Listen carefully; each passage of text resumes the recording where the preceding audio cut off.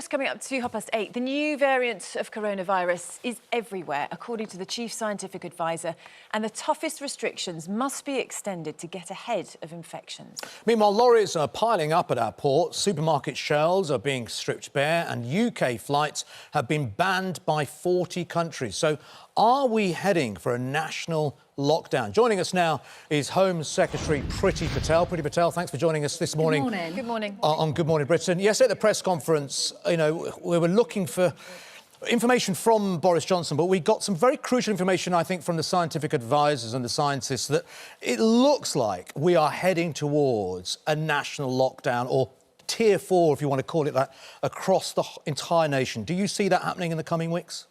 I've seen the data, obviously, that's been published around Tier 4.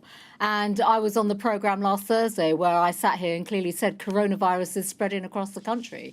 As a result, the government will introduce and has been introducing various measures, protective measures, to keep the public safe. And tiering is part of that, which is why over the weekend we have introduced Tier 4 to certain parts of the country, because we are seeing coronavirus rising.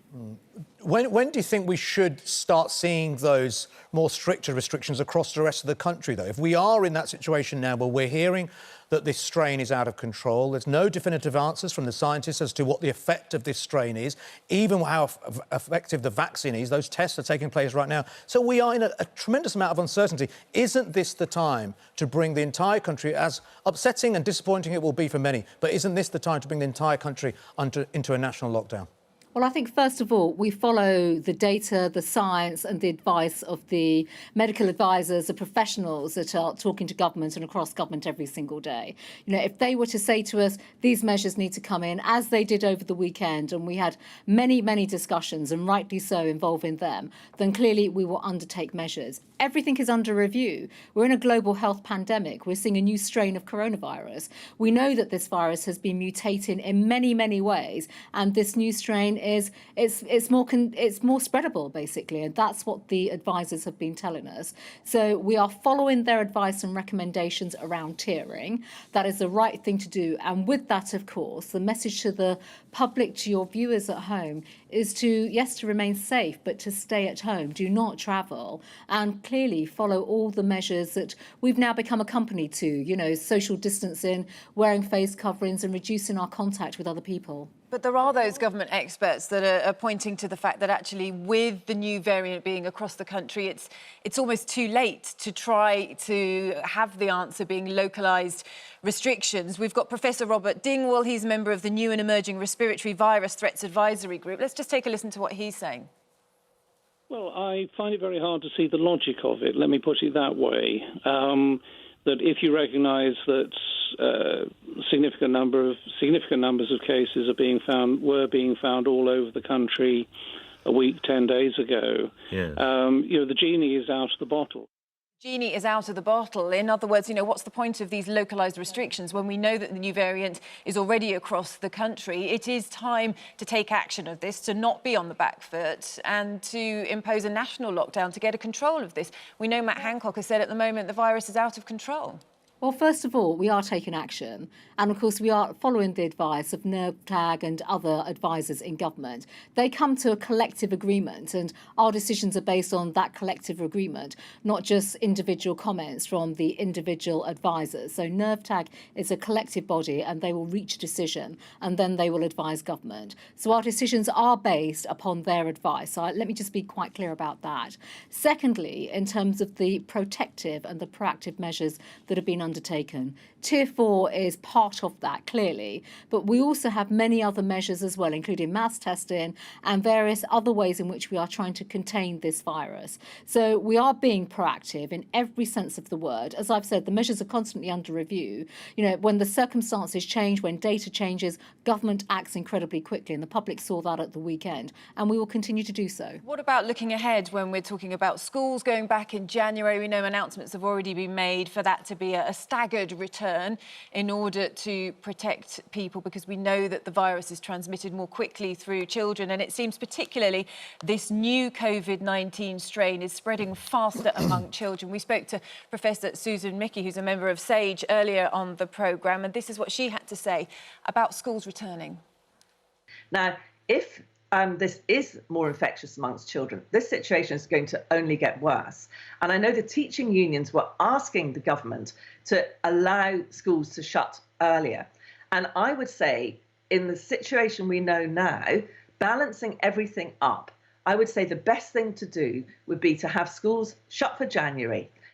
So again, isn't it time to take action on this and to put a bit of forward planning into it? Because so many times we have these decisions made at the last minute. Don't we need to give teachers enough time to plan? Shouldn't the decision be made now that schools don't go back at the beginning of January to stop this spreading so quickly among school children and then affecting the rest of the population? Well, first of all, that planning is underway right now. The Department of Education are working with schools and local education authorities on return to school in January. That's happens automatically. That is a given. But the additional factor and component here, and that's just one voice of SAGE that you've heard. As I've said, we listen to all voices and they're all brought together for all government ministers and for government to make decisions going forward.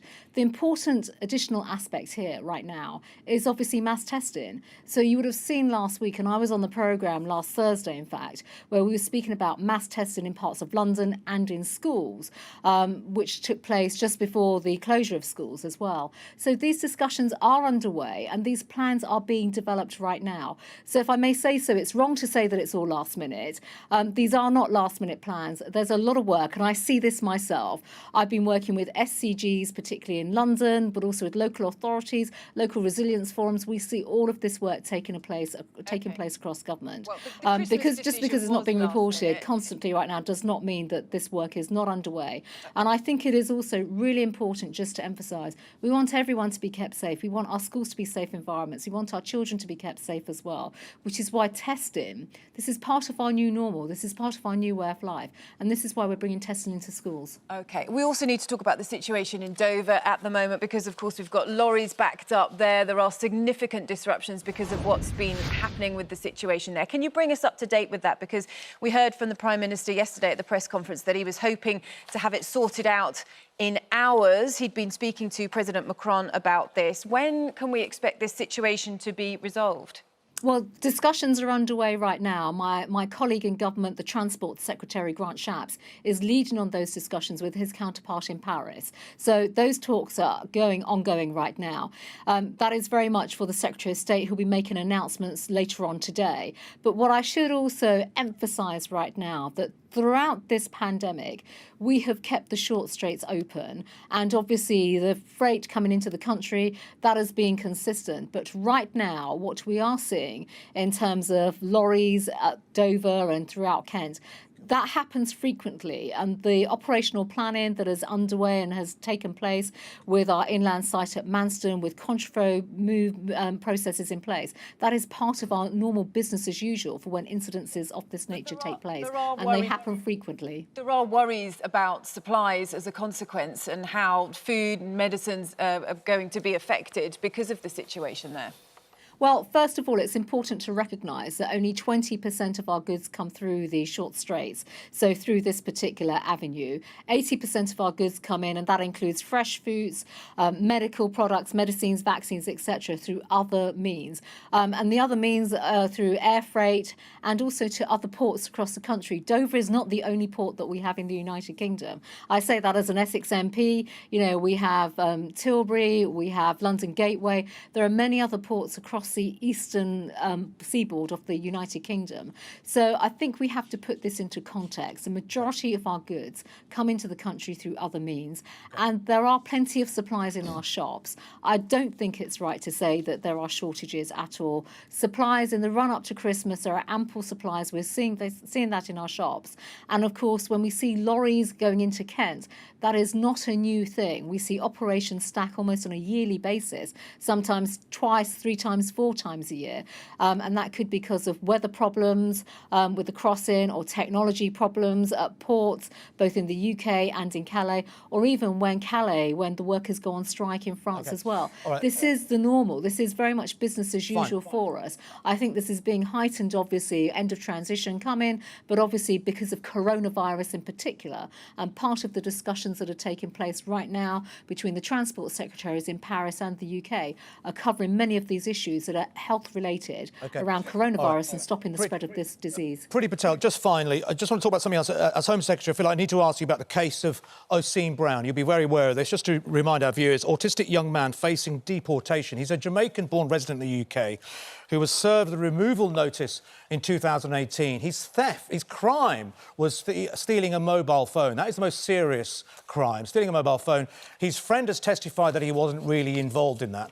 He's been diagnosed with autism, profoundly autistic and developmentally younger than his peers.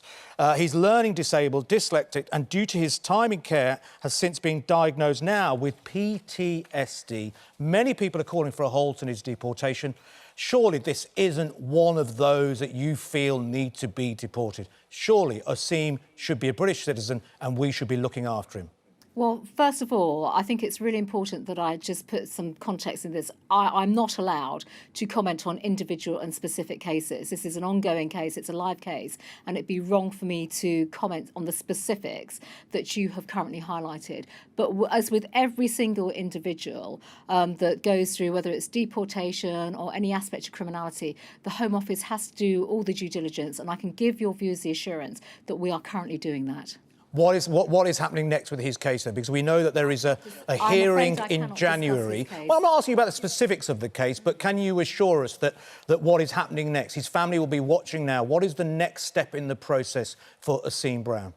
Well, as I've said, I can give you every assurance that the Home Office, and there are various aspects of this case that have to be looked at. The Home Office is reviewing. We always review all our cases thoroughly. We are currently doing that. OK. Priti Patel, we appreciate you joining us this morning on Good Morning Britain. We wish you a very Merry Christmas. Thank you.